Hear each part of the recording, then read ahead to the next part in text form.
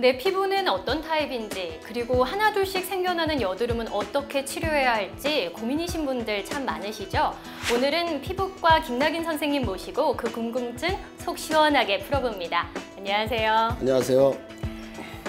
네, 우리가 흔히 피부를 지성, 건성, 그리고 복합성으로 많이 나누는데요. 실제로 이렇게 피부 타입을 세 가지로 나누는 게 맞는 건가요? 예, 맞습니다. 그러니까 이제 지성, 복합성, 건성. 네. 근데 복합성이라면은 보통 이제 정상적으로 사람이 가지고 있는 거니까 이제 중성 이렇게 얘기하기도 하고 네. 그렇게 흔히 얘기를 합니다. 근데 이제 우리가 그 다른 방법으로 예를 들어서 거기다가 보태는 거죠. 네. 그래서 화장품을 쓸 때 민감하냐, 괜찮냐. 그래서 센시티브하냐, 레지스탄트하냐.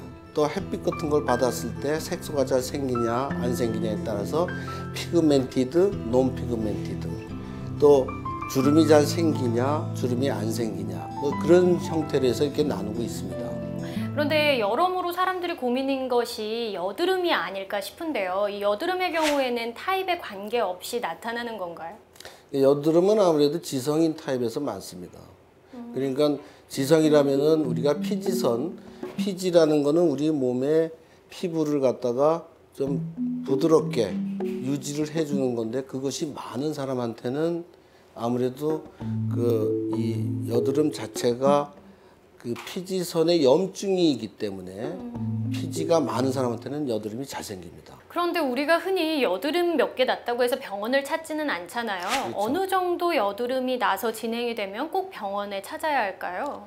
이제 여드름도 형태에 따라서 면포만 몇 개 돋아나는 그런 게 있습니다. 면포라는 거는 피부에 이 작은 아주 좁쌀만한 것이 이렇게 막히는 건데 그럴 때는 뭐 세안을 자주 한다든가 또는 뭐 이렇게 관리를 하면서 없어질 수는 있는데 이것이 점점 진행이 될 경우에 얼굴에 여드름이 한 10개, 20개 돋아나고 경우에 따라서 보름주머니가 생기고 이것이 결절성까지 심하게 될 때는 꼭 병원 치료를 해야 되겠죠. 그러니까 우리가 시작 단계가 바로 예방을 할 수 있는 좋은 기회가 될 수 있습니다.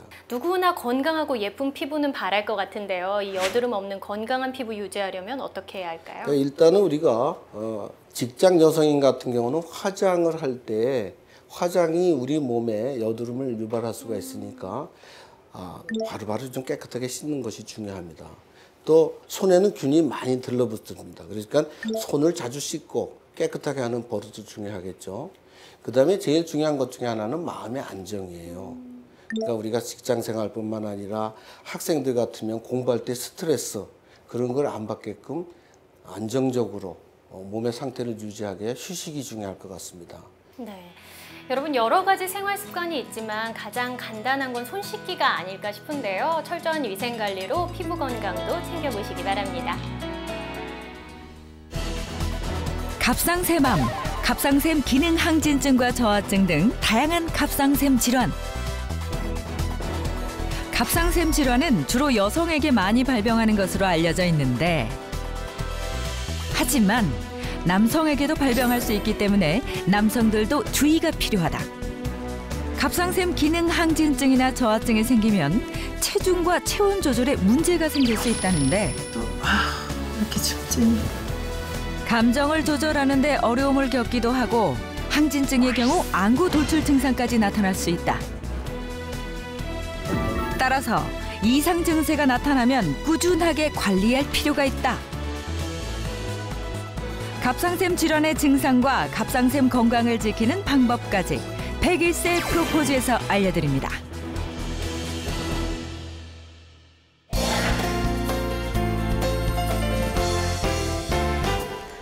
안녕하세요. 101세 프로포즈 아나운서 임수민입니다. 최근 들어 갑상선 질환의 발병률이 꾸준히 높아지고 있다고 하죠. 그래서 갑상선 질환에 대한 관심은 그만큼 높아졌는데 잘못 알고 있는 것들도 많다고 합니다. 오늘 이 시간에는 갑상선 질환에 대해서 자세히 알아보는 시간으로 준비했습니다. 오늘 도움 말씀 주실 두 분 선생님 소개해드립니다. 먼저 연세대 의대 내분비내과 이은직 교수님 함께하셨습니다. 안녕하세요. 안녕하세요. 네. 반갑습니다. 자, 그리고 101세 프로포즈 주치의시죠. 정형외과 전문의 이수찬 선생님 함께 하셨습니다. 안녕하세요. 네. 사실 제 주변에도 갑상선 질환으로 고생하시는 분들이 많아서 저도 오늘 굉장히 궁금한 게 많은데요. 이 갑상선이 목 앞쪽에 있다고 들었는데 정확히 어디에 있는 겁니까? 예. 여기 목을 보시면 톡 튀어나온 부분 있죠? 예. 그 부분을 우리가 모두 알고 있기로는 아담스 애플이라고 알고 있죠? 네네. 그래서 그 갑상선의 위치는 여기 톡 튀어나온 부분이 예. 아담스 애플입니다. 예. 이 아담스 애플을 이렇게 싸고 있는, 그러니까 이 부분 구조가 갑상연골입니다. 네. 이 갑상연골 아래쪽에 호르몬을 분비하는 샘이라고 그래서 갑상샘, 갑상선이라고 우리가 부릅니다. 네네. 그 모양은 정확하게 나비가 날개를 펼친 그런 모양을 하고 있습니다. 아, 그렇군요. 그 나비라는 별명이 참 예쁜 것 같아요. 제가 오늘 보니까 그 갑상선의 위치도 그렇고 생김새도 꼭 나비 넥타이 있죠? 네네. 나비 넥타이 같은 그런 게 생각이 됩니다. 그 갑상선이 그 크기는 작지만은 이게 우리 몸의 대사작용을 하는데 중요한 역할을 하고 있다는데 갑상선의 역할에 대해서 설명을 좀 부탁드립니다. 그러니까 일종의 갑상선은 갑상선 호르몬이라고 하는 것을 만드는데요. 이 갑상선 호르몬은 대사를 유지하고 조절하는 그런 역할을 합니다. 이 대사라고 하는 것은 영양분을 섭취하고 몸에서 소모하고 배출하는 그런 과정에서 그러한 모든 과정을 갑상선 호르몬이 조절을 하는데 그 대사 기능이 빨라지거나 줄거나 그거에 따라서 체중에 영향을 주고 또 열을 만드는 그런 기능을 하기 때문에 체온 조절에도 관여를 합니다.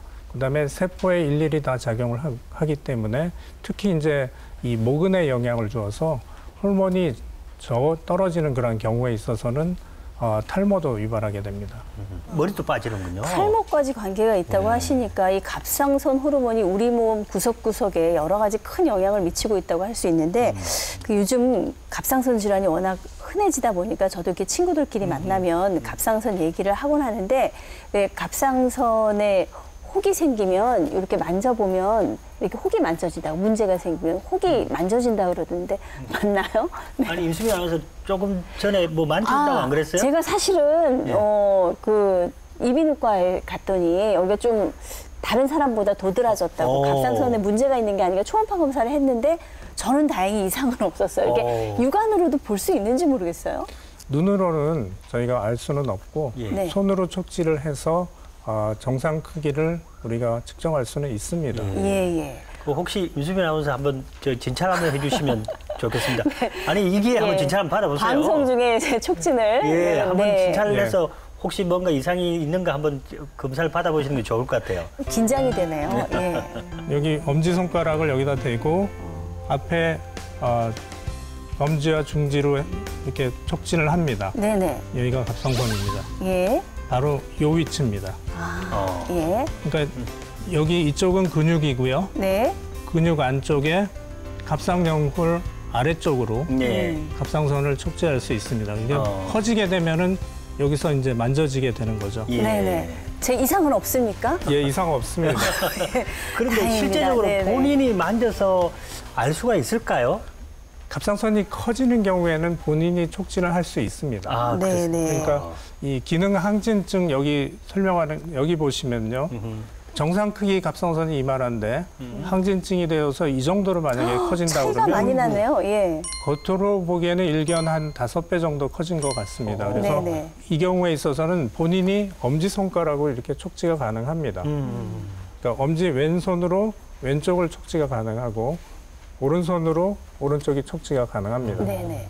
조금 더 안쪽입니다. 네네. 예, 바로. 예, 여기군요. 아, 그렇지만은 이거는 굉장히 커졌을 때 손으로 만졌을 때 나타나는 거고 대부분의 경우에 사실 만져서 알 잘 수는 모릅니다. 없죠. 그러니까 예. 전문가 아니고서는 충분히 알 수가 없고요. 네. 그다음에 이제 결절성 질환이 있을 때 예. 크기가 한 1.5cm에서 2cm 이상 되면 눈으로 보이는 경우도 있습니다. 침을 삼키면은 이 갑상선이 따라 움직입니다. 네네. 따라 움직이기 때문에 그 결절이 이렇게 움직이는 게 보이는 경우도 있고 이렇게 만져보면은 아, 이 크기가 몇 센치 정도 되겠구나 그렇게 짐작이 가기도 합니다. 네네. 본인이 알 수 있는 게 한 몇 cm 정도면 본인이 알 수 있습니까? 만져서. 본인이 알 수 있는 건 적어도 한 2 내지 3cm는 돼야 되지 그 않나. 정도가 돼야 되는군요. 예. 그럼 네네. 굉장히 큰 것 같은데. 그렇죠. 김대 교수님, 저기 갑상선이 그 질환이 갑상선 기능 항진증, 네. 갑상선 기능 저하증, 그다음에 결절, 혹, 암 이렇게 여러 가지 종류의 병이 있는데 각각 어떻게 차이가 있습니까? 예, 말씀하신 대로요. 결절성 질환과 기능 이상 질환 크게 두 개로 나뉩니다. 예. 그러니까 결절성 질환은 갑상선에 혹이 생기는 것이고요. 예. 그 혹이 생기면 그 혹이 순활량, 양성인 경우가 있고 그다음에 납불, 악성, 그래서 암일 경우가 두 가지로 나뉘게 됩니다. 그다음에 이제 기능 이상 질환의 경우에 있어서는 갑상선에서 호르몬이 많이 나오게 되는 기능 항진증이 있고 그다음에 호르몬이 만들어지지 않는 저하증이 있는 두 가지로 형태로 나뉘어져 있습니다. 네네. 근데 이 기능 저하증과 그리고 항진증이 이제 호르몬에 관계된 거라고 하셨는데 왜 갑자기 호르몬이 과다하게 분비가 되고 적게 분비가 되고 왜 그러는 걸까요? 예. 그러니까 어쨌든 혈액 속에 갑상선 호르몬이 올라가 있는 그런 상황을 항진증입니다. 네. 그러니까 항진증도 어떻게 보면은 호르몬을 대부분의 경우에 있어서 호르몬을 갑상선에서 많이 만들게 되는 그런 병이 있습니다. 네네. 그 병을 그레이브스 병이라고 합니다. 아. 근데 이 그레이브스 병의 원인은 갑상선을 계속해서 그 자극을 하는 물질이 몸 안에서 만들어집니다. 그 물질이 바로 갑상선 자극 항체입니다. 예. 그러니까 이 갑상선 자극 항체는 일종의 자가 면역적으로 몸 안에 이제 면역 체계가 이상이 생겨서 그 나쁜 자가 항체가 생겨서 계속 갑상선을 자극을 하게 되고 네. 그럼 그 갑상선에서 호르몬이 많이 만들어지고 자극을 받으니까 갑상선도 커지게 됩니다. 그러니까 이 정도로 굉장히 커지게 되는 경우 심한 경우는 굉장히 큰 경우도 있습니다. 제가 그 학생 때 그레이스병은 그레이브스증 네. 말이 좀 어려워요. 네, 그레이브스. 그레이브스병. 의사님 저도 발음하기가 쉽지가 않는데 이게 그 갑상선 기능 항진증하고 거의 같은 말이다. 아. 그런데 이제 뭐 갑상선 기능 항진증의 대부분을 차지하는 원인 질환인데 이게 안구가 돌출하는 그런 증상이 있다고 들었습니다. 네. 안구 돌출증이 있는 환자는 그레이스병 또는 갑상선 기능 항진증을 의심해봐라 하는 걸 제가 기억하고 있는데 맞죠? 예. 이 안구병증이 그 생기는 그러한 이유는 예. 이 갑상선 자극 항체 자체가 갑상선을 자극을 해서 호르몬을 많이 만드는 것 이외에도 예. 이 항체가 이동을 해서 피를 타고 이동을 해서 안구 뒤에 있는 섬유모 세포를 자극을 합니다. 예. 그다음에 근육도 자극을 해서 그 눈을 움직이는 그런 근육이 여러 개 있습니다. 예. 거기에도 염증을 유발하고 그다음에 지방 분할을 촉진을 합니다. 예. 그래서 염증과 지방 분할을 촉진해서 이 밀폐된 공간 안에 그 안구는 이렇게 밀폐가 되어 있죠. 네네. 그 정해진 공간 안에 안구가 있는데 뒤에서 지방 분화가 되면은 밀고 나오게 되는 거죠. 그러니까 안구 돌출이 생기는 것이고요. 안구 돌출이 되는 경우 상당히 좀 많이 진행이 된 경우겠네요. 그렇죠. 예. 그러니까 갑상선 기능 항진증을 유발하는 그레이브스병이 사실 굉장히 흔합니다. 흔한데 이 갑상선 기능 항진증의 약 한 20에서 많게는 한 40% 정도에서 네네. 안구병증이 동반되기도 합니다. 네. 근데 말이죠. 제가 주변에서 보니까 갑상선 기능 항진이라고 들었는데 어느 날 저하증이 됐다는 거예요. 그럴 수도 있는 건가요? 예, 그럴 수 있습니다. 그러니까 기능 저하증이나 항진증이나 어떻게 보면 자가면역 질환인데 그 공통적으로 어떤 병인의 소인을 공유를 하고 있습니다. 그러니까 항진증이 있는 사람의 약 25%에서 항진증이 다 치료되고 난 다음에 저하증으로 이렇게 전환되기도 합니다. 네 사람 중에 한 사람이 항진증에서 그렇죠. 저하증으로 넘어간다는 거죠? 예. 네. 반대로 저하증에서 항진증으로 넘어가는 사람이 있습니까? 저하증에서 항진증으로 넘어가는 사람은 거의 없습니다. 그건 없군요. 예. 교수님, 그러면 저하증의 원인은 어떤 것이 있습니까?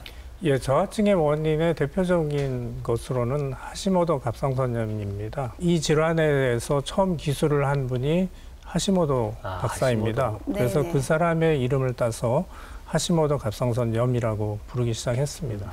이거 역시 기능 항진으로 시작하는 경우가 많습니다. 그러니까 처음에 이제 염증이 시작돼야 되니까 하시모토 갑상선염이 시작된과 동시에 갑상선이 망가지기 시작합니다. 망가지게 되면은 이 호르몬이 혈액적으로 많이 유리되기 때문에 일시적으로 항진이 됐다가 네. 시간이 지나면 정상 기능으로 돌아가는 사람, 그다음에 저하증으로 가서 평생 가는 사람, 네. 그다음에 저하증 왔다가 회복되는 사람이 있는데 궁극적으로 하시모토 갑상선염은 금방 끝나는 질환이 아니고 평생 간다고 보면 맞습니다. 그렇기 네. 때문에 정상으로 회복된다고 해도 점차로 기능이 떨어져서 저하증이 유발하게 됩니다. 그건 없군요. 예. 그 제가 베이스 프로포즈를 할 때마다 걱정되는 게 질환이 이렇게 많은데 유전적 소인을 가진 질환이 많던데 갑상선 병도 유전적 소인이 있습니까? 예, 물론 있습니다. 아. 그런데 이제 제가 환자분들이 제일 많이 하는 질문 중에 하나인데요. 예. 이 갑상선 기능이, 그러니까 그레이스병이나 또는 저하증 유발하는 병이 유전이 됩니까? 그렇게 질문을 하면 저는 반드시 유전은 되지는 않습니다. 예. 그러나 이 병을 유발하는 어떤 소인이 전달될 뿐입니다. 그러니까 네네. 이제 부모 중에 갑상선 이상을 유발하는 질환이 있으면 자녀들이 발병할 확률이 상당히 높은 편이죠. 네네. 만약 그렇다면 그 소인을 받아 있는 사람이 뭔가 계기가 있어야 갑상선 병이 생기겠네요? 네. 그 계기라는 건 어떤 거죠? 대부분 스트레스입니다. 스트레스. 그다음에 이제 여러 가지 음식이라든가 또는 감염이라든가 이런 것들이 그 질병을 촉발하기도 합니다. 네네. 그렇군요. 그렇다면은 이 갑상선 기능 항진증과 저하증 증상은 어떻게 나타나나요? 그러니까 전형적인 그 갑상선 기능 항진증의 증상은 그레이브스병인데 네. 이 그레이브스병은 아까 말씀드린 것처럼 대사 기능을 빨리 돌립니다. 그러니까 많이 먹어도 체중이 찌지 않고 오히려 감소하는 그런 패턴을 정말 보이고 많이 잡수시더라고요. 예. 근데 살은 더 빠지고. 예. 네. 그런데 때에 따라서는 젊은이들 가운데는 그 빠지는 거 이상으로 더 많이 먹는 경우에는 오히려 체중이 급속도로 느는 경우도 있습니다. 예. 그러니까 이 결국 체중의 그 조절은 칼로리의 섭취와 소모 그 사이의 밸런스 때문에 생기는 것이고요. 네네. 그다음에 이제 호르몬이 많이 올라가니까 이 기계가 빨리 돌아간다고 생각하면 네. 됩니다. 그러니까 심장도 빨리 뛰고 그다음에 열도 많이 만드니까 이 더위를 못 참게 되고 네. 또 그런 여러 가지 증상들이 생깁니다. 예. 그다음에 또 만들어진 항체가 안구로 가서 눈을 다시 나오게 할 수 있는 안구병증 유발하죠. 설명을 쭉 들어보니까 이 갑상선 기능 항진증이 갱년기 증상하고 좀 비슷한 것 같아요. 뭐 열도 오르고 가슴이 두근두근하고 예민해지고 그런 생각이 듭니다. 저도 예. 제 아내가 작년인가 뭐 겨울인데 막 이불을 걷어차고 막 짜증을 자꾸 내고 네. 막 덥다고 얼굴이 빨개지면서 이 사람이 갑상선 이상이 있나 뭐 왜 그러지 알고 보니까 폐경기인데 폐경기하고 똑같은 증상이 있는 거죠. 예. 그런 증상이 비슷한 거죠. 예, 비슷한 예. 증상이 생깁니다. 좀 이상하면은 검사를 해보는 것이 중요하다고 생각이 됩니다. 네네. 네. 저하증은 그 항진증하고 증상이 완전히 반대겠네요. 예, 그러니까 이제 호르몬이 적게 나오니까 기계가 천천히 돌아갑니다. 예. 그러니까 열이 적게 생기죠. 음. 그러니까 당연히 추위를 많이 타게 되고요. 그다음에 매사에 여러 가지 모든 일이 다 싫습니다. 피곤하고 기계만 빨리 돌리는 게 아니고 우리 몸에 여러 가지 그 영양소나 이런 물질들의 대사에도 관여를 하기 때문에 어떻게 보면은 이상한 물질들이 몸에 쌓이게 됩니다. 그래서 부어 있는 모습으로 보이게 되고 네. 그다음에 갑상선은 이제 일을 안 하니까 이 일을 시키는 그 자극을 하는 호르몬이 이 뇌하수에서 신호가 내려옵니다. 예. 그러니까 그 내려온 신호가 아무리 일을 하라고 명령을 내려도 갑상선이 망가져 있는 상황이니까 호르몬은 많이 못 만드는 대신에 이 커지게 됩니다. 그러니까 아까는 기능 항진 때 커지는 그런 모형을 보여드렸는데 네네. 지금은 저하증 때도 이렇게 커지게 되는 둘 다 경우. 커지는군요. 예, 커지는데 네. 이 경우는 이제 항진증 때는 혈액 공급이 상당히 많고요. 네. 이 경우는 상대적으로 적게 됩니다. 색깔이 좀 창백하네요. 네네. 예. 그 갑상선 기능 항진증, 저하증은 치료를 할 때 수술은 안 할 것 같습니다. 치료는 어떻게 할 겁니까? 예, 그 항진증은 일종의 이제 갑상선 호르몬을 일차적으로는 좀 덜 만들게 하는 항갑상선제를 씁니다. 예. 그 약제의 종류는 그렇게 많지는 않지만 매우 효과적으로 갑상선 호르몬 생성을 억제를 합니다. 예. 그래서 그 일차적으로는 갑상선 호르몬 많이 만드는 그런 과정을 억제를 하게 되겠고요. 장기간 그 항갑상선제를 쓰면 갑상선을 자극하는 그러한 항체도 점차로 떨어지게 됩니다. 그래서 그런 효과를 노리고 있고요. 그다음에 이제 저하증의 경우에 있어서는 모자라는 만큼 적절한 양의 갑상선 호르몬을 보충하면 됩니다. 갑상선 질환이 있을 때 물론 약을 복용하는 것도 중요하지만 생활 습관도 굉장히 중요하겠죠. 갑상선 기능 항진이나 저하를 유발하는 그런 요인으로서 스트레스가 가장 중요합니다. 그래서 그런 유전적인 소인을 갖고 있는 사람들은 스트레스 관리가 가장 중요하고, 네네. 그다음에 특히 이제 스트레스 관리하는 데 있어서 적절한 운동과 규칙적인 생활 습관을 갖는 것이 중요하다고 생각이 됩니다. 음식은 식생활에 있어서는 어떤 것들을 섭취하면 좋을까요? 예. 사실 갑상선 호르몬을 만드는 그런 원료가 요드입니다. 네. 이 요드는 해조류에 많이 있습니다. 그러니까 이 적절한 양의 요드 함유 식품을 섭취하는 것이 중요한데 이 일견 보기에는 우리가 얼마나 많은 양의 요드를 섭취를 해야 되느냐. 의사들이 권고하기로는 1일 150 마이크로그램을 먹으라고 권장을 하고 있습니다. 네네. 그런데 우리나라에 있어서는 삼면이 바다로 둘러싸여 있고 해조류를 많이 먹고 바다 식품을 많이 먹기 때문에 이 요드를 따로 섭취할 필요는 없습니다. 네네. 이 외에도 갑상선 질환과 관련한 궁금증들 많으실 텐데요. 친절한 진료실 시간 준비했습니다. 먼저 여러분 질문부터 살펴볼게요. 첫 번째 질문입니다. 갑상샘 암과 유방암은 연관성이 있다고 하던데 정말 그런지 궁금해하시는 분들 계셨습니다. 다음으로 갑상샘 결절이 생겨서 절제 수술을 하면 갑상샘 호르몬제를 평생 복용해야 하는지 질문 주셨습니다.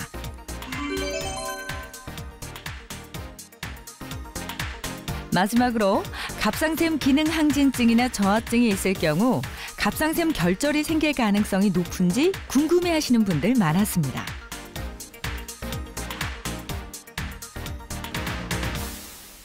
갑상선 기능 항진증이나 저하증이 있을 때 암이나 결절이 생기진 않을까 걱정하시는 분들이 많은데요. 관련이 있나요? 네, 하셨습니다. 네. 예, 근본적으로 기능 이상 질환과 결절성 질환은 관련성이 높지는 않습니다. 네. 그러나 기능 저하를 유발하는 하시모토 갑상선염 환자를 초음파를 해보면 결절이 종종 발견이 됩니다. 또 그 반대로 그 갑상선 암을 수술하고 나서 그 암 조직을 현미경으로 이렇게 봤을 때 그 안에 림파구가 침입을 하는 하시모토 갑상선염의 소견을 보입니다.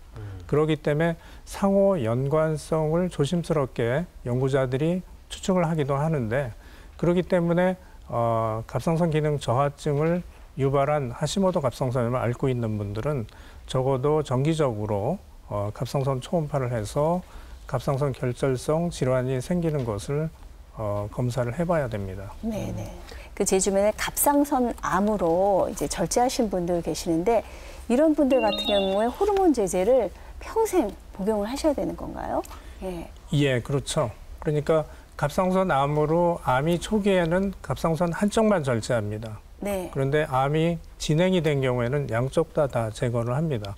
때에 따라서는 반만 절제를 했을 때는 반대편의 갑상선 기능이 정상이면 갑상선 호르몬을 보충할 필요가 없으나 완전 절제를 했을 때는 호르몬을 반드시 보충을 해야 되겠고요. 그 때에 따라서는 갑상선 호르몬을 정상 이상으로 보충을 해서 재발 방지를 하는 요법 치료가 따로 있습니다. 네네. 갑상선 암이 생겼던 사람이 나중에 유방암이 생길 확률이 높다거나 반대로 유방암이 생겼던 사람이 갑상선 암이 생길 수도 있다는 얘기도 있던데요. 정말 그런가요? 이런 질문을 하셨거든요. 예, 그거는 유방암은 거의 99.9%가 여성에게 걸리죠. 네네. 그다음에 갑상선암은 남성보다 여성에게 있어서 4배 정도 높습니다. 그렇죠. 그런 면에서 일단 봐야 되겠고요. 그다음에 이제 그 여성에게 있어서 유방암을 앓은 그런 병력을 갖고 있는 환자분들에서 갑상선암의 그 빈도가 1.5배 정도 높습니다. 그 반대로 암의 병력을 갖고 있는 분들이 유방암의 그 빈도가 한 1.2배 높다고 알려져 있습니다. 이거는 역학적 조사로 밝혀진 바인데 이 사실 보면 1.5배나 1.2배나 크게 높지는 않기 때문에 향후 앞으로 더 연구가 되어져야 되는 상황입니다. 네. 이 밖에도 갑상선 질환과 관련해서 저희가 어떤 것들을 기억해 두면 좋을까요? 예. 그 호르몬이라고 하는 것은 굉장히 중요한 역할을 합니다. 우리 몸에서. 특히 이 갑상선 호르몬은 대사를 유지하고 조절하는 기능을 갖고 있고 그다음에 심지어는 감정도 조절을 합니다. 그렇기 때문에 이 삶의 질에 직접적인 영향을 줍니다. 이 건강한 갑상선을 만들기 위해서는 이 건강한 생활을 하는 것이 중요합니다. 건강한 생활이라고 하는 거는 스트레스 관리라든가 그다음에 규칙적인 생활이라든가 운동 이런 것들이 필요하게 되겠고요.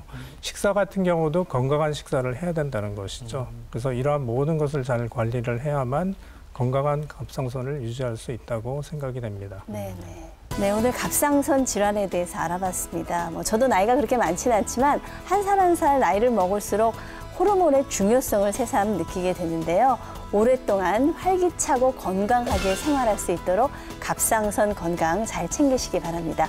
오늘 도움 말씀 주신 두 분 선생님 감사드립니다. 그리고 시청자 여러분 고맙습니다. 저희는 다음 시간에 다시 뵙겠습니다.